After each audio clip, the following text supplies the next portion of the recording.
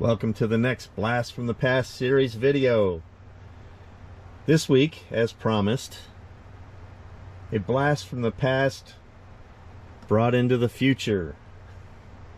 In today's video, I'm showcasing these two 1988 Dodge Daytona Shelby Z builds.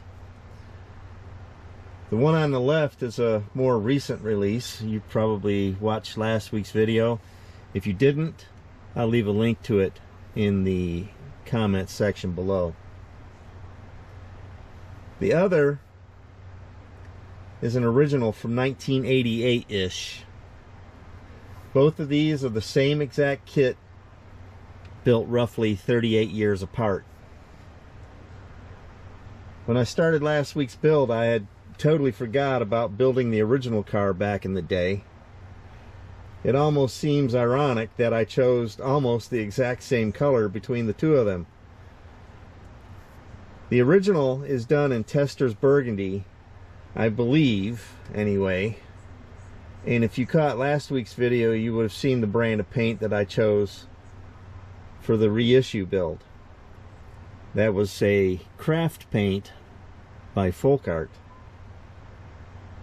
The major difference in the paint jobs is that the more recent build, I did it in a two-tone scheme, as you can see. Both cars are sporting different build options. The original has been built using the V8 option or the custom option. Over the years, the mirrors have gone missing, as well as the sunroof cover, and I don't recall ever installing the headlights or the headlight covers for that matter.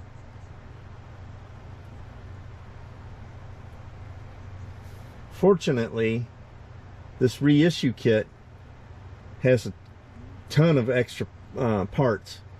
So it has extra mirrors. They're a little bit different design, but they will work with this car. So I'll use those. And because I didn't use the open headlights on the reissue, if I want to, I can actually add those to the original. The reissue of this kit also came with an expanded decal sheet as well, so I can update the decals. It'll allow me to update the decals a little bit. I still have a few left over from the reissue kit, so I can do that as well. Now, comparing these two today is a bit astonishing, actually. One is clearly dated and maybe not so well built, and the other shows exactly how far my building skills have come. Man, what a difference. Although I have a huge spot in my heart for the original, but at the same time, I'm loving the reissue. So back in 1988, let's see, where was I in 1988? I had just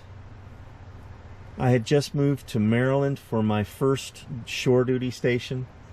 I was staff at the Explosive Ordnance Disposal School. I was running dive boats and cranes and all kinds of stuff like that, and dealing with Explosive Ordnance Disposal School students and their issues. But it was a lot of fun.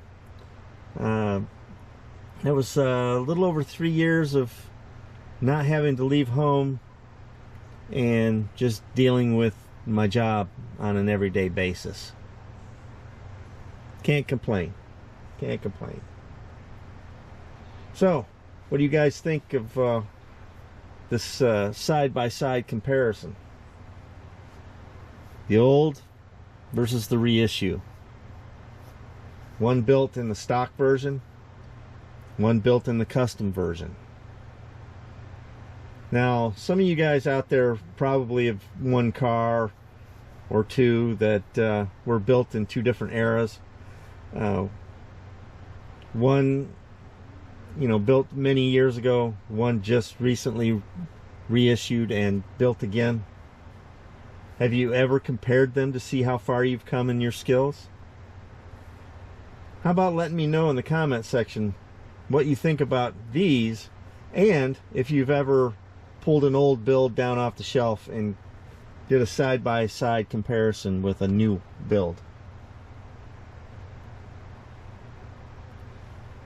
So here we are, another blast from the past videos come to an end. I hope you enjoyed my history of these builds with you.